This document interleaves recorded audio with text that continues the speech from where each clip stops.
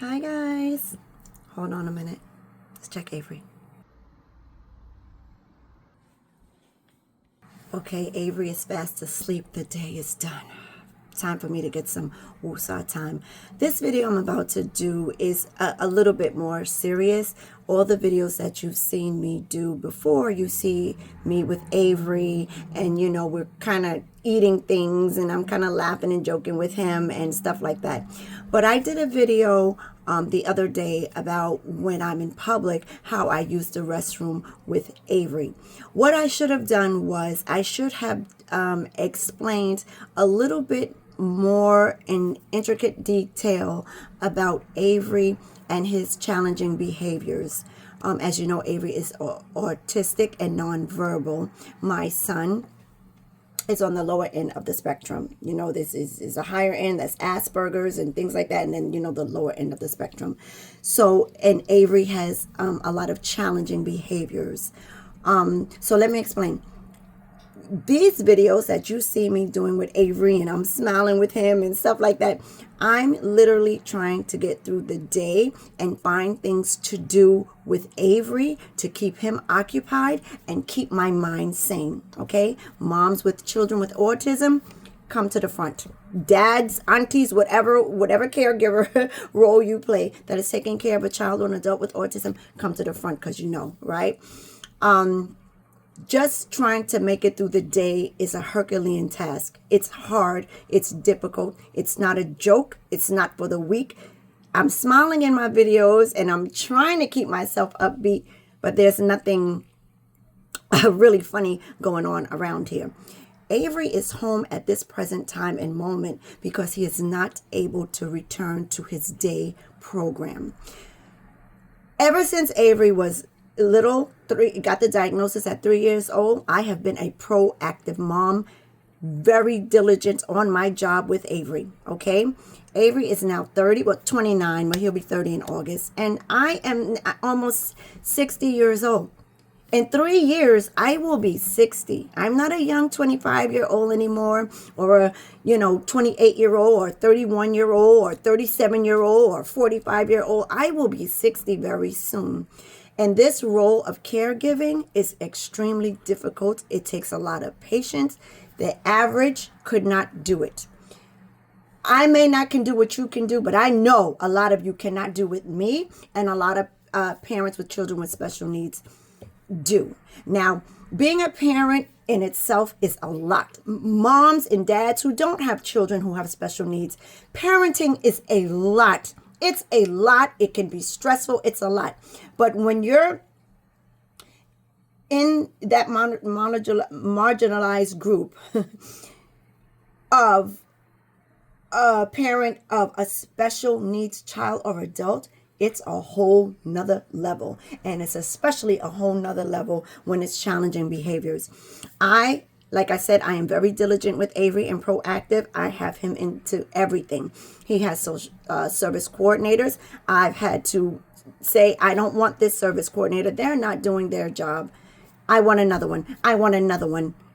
Even left and went to other agencies. And when you do that, the ball has to start all over again. There's, new intakes and evaluations and this and that and running here and running it. It's a lot going on, right? Avery service coordinator knows I am on it like a pit bull on a bone. I don't play around when it comes to Avery. Avery has day program. Avery has after school program. Avery has respite program where you go and you spend the night to give parents like me a break. 2 different agencies. Camp Ann, Camp Oakhurst, 2 different camps. One camp, Camp Ann, has 1-to-1, where there's a 1-to-1 with the individual all the time, right? Helping them to navigate through their day. So Avery's in, camp. I have home care with Avery. There are times I didn't have home care with Avery. I might not, maybe 6 months I didn't have home care, or maybe a year I didn't have home care. But for the most part, I've always had home care for Avery, respite services for Avery. During quarantine, I did not have home care. I didn't want anyone in here. And during quarantine, 2020, 2021 was the onset of Avery's challenging behaviors. Avery was always easygoing, mild-mannered, and cooperative. Like everybody, would want to work with Avery because he was just one of those individuals who was mild-mannered, and you could work with him. For the record, Avery is not aggressive. He doesn't have anger issues or explosive issues or anything like that. But he has other issues that are just as concerning. Avery started having seizures during quarantine. Avery never had seizures in his life. When he had the seizure here, it was just him and I. It was 10 o'clock at night. He was falling out on the floor. I didn't know what was happening. I didn't know if he was having a heart attack, a stroke. Since then, he's been having seizures. The last seizure he had was in September. We're in January. It was in the bathroom, in the shower. I was right here. I'm right here. My bathroom is right here. I can see, I can hear him. Avery was falling out, seizing.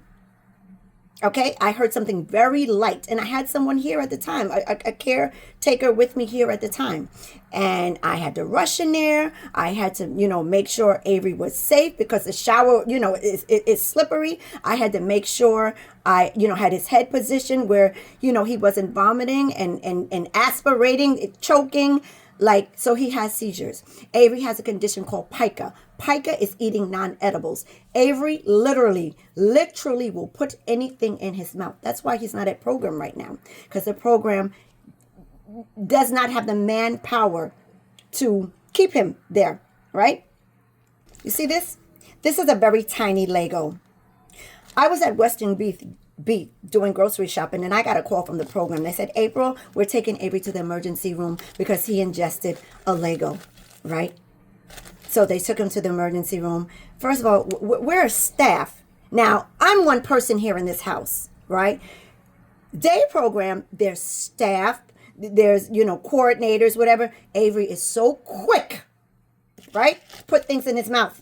This is a behavior he has been having for the longest. He is on medication. We've modified medications. We've changed medications. He sees a psychiatrist regularly. I'm on top of his appointments, okay? On top of it. So he's not able to go back to day program. When he was there this past fall, it was on a trial basis. Avery has been in day program since 2012. Okay, so the programs know Avery. Like I said, he's cooperative. He's easygoing. But since quarantine is when these challenging behaviors set in. He started the pica. Literally, nothing can be on this floor. Literally, there can't be a Barbie pin, a penny. I have to be up all night. I have to be pacing and looking and making sure that this child does not ingest anything in his mouth. Do you think you can do that 24/7? Even with a home attendant here, okay? You have to be on you have to be quick. You can't be here and say, I'm going to the bathroom. You can't do that, because in the minute that you go to the bathroom, Avery is up and he's getting into something, causing floods, putting something in his mouth. Like, I am so overwhelmed. I am so depressed. And this is a lot, okay? I'm not new to this. I'm not a new parent where, I'm oblivious and I don't know what to do, because in the comments, someone said, when I say, I have to go with him in a woman's bathroom, in the comments, someone says, oh, well, he can use the bathroom by himself. Then another commenter said, Mom, I'm going to hold your hand as I, explain this to you. Maybe you can stand outside of the bathroom, look to peek in, make sure no one's there, stand outside the bathroom and let him go to the bathroom, because obviously he knows how. No. Pica, hold on. Avery is never going to the bathroom unattended, and I said that in my video. And I'm also, I understand the assignment. When you're on social media, people have the right to say what they want. You're putting your business out there. I am on social media to bring awareness and kind of connect with other parents and caregivers who are kind of going through what I'm going through. So that's another thing. Don't get on here telling people, well, don't get on social media and don't. No. Sometimes just kind of listen to a person's story before you kind of jump in and say things. And to the lady that said, I'm holding your hand, Mom, it's no disrespect or shade at all, because she was actually, trying to be helpful. But the other comment, he can go by himself. No, he can't. Because if he goes in the stall and takes tissue and put it down his mouth and chokes, what, right? If he causes a flood in anybody's establishment, who are you going to be there ready to, have it out with people? When Avery's finished using the bathroom, he's going to go over to the soap dispenser. He's going to play in that and get that all over the place. Like, no, he cannot be unattended. That is why when I go into the woman's bathroom, I always say, please, no disrespect. And I say briefly, my son is autistic and this is what I need to do. And like I said, when he's at program, and, there's a male there, the male will take him in the male's bathroom. When I am out with someone, a male, a friend, or a family member, they will take Avery in the male's bathroom, in the male bathroom. But hold on here. Hold on.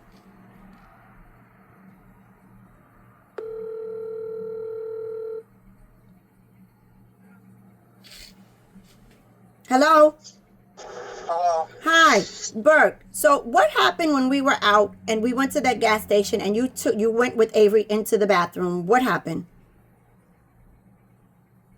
We used the urinals, and after we used the urinals, I got finished first, and Avery started playing with the water in the urinal, and I stopped him. Okay. Before he could play with the urinal water, because he had already flushed it at the same time. Okay. All right. Hold on, guys. Okay, so he was in the male bathroom and he was assisted by a male, and that person wasn't even quick enough to catch Avery. So do you think I'm going to let Avery go by himself in the bathroom and stand by a door and just peek in? I'm not going to do that, ever. Catch this one. I did a short video the other day saying that I was going to give Avery tissue I was going to give the matron tissue so Avery could have his nose clean. Listen to this. Drop off. Can you keep this up front? It's a white plastic bag. We got garbage and tissue. You can just give it to him if his nose is running. The thing is that if I give him the tissue, he'll eat it. If you stand next to him, because I know he's the last one. Right in front of you, he'll put it. That's why I needed the thing that he took out his pocket. I kind of like stopped him, and he still put it right in front of me and put it in his mouth. That's why I don't give him tissue. That's why I didn't give him tissue yesterday. I want him to eat it, and I can't stop him. Because once he got in his mouth, I'm not putting my hands. Yes, you're right. Yeah, I know. So the matron on the bus can't even give Avery the tissue because Avery will put it in his mouth. That's the matron on the bus watching. Avery is so quick. If he ingests that tissue and swallow it and choke, do you know what will happen? So no, I'm not standing outside of any door and letting Avery go in. Parents like us with kids with autism and we have little strategies and things in place to deal with these children and adults because we know we're literally just trying to survive the day. Sometimes I have to put these mittens on Avery to keep him from grabbing things. You'll see in my other videos. I'll explain it. Listen to this. Those mittens are also for like individual, people with dementia as well. They try to get out the house and they can be combative. We have to come up with all kind of things. This is the meeting with the day program. This is the behavioral therapist.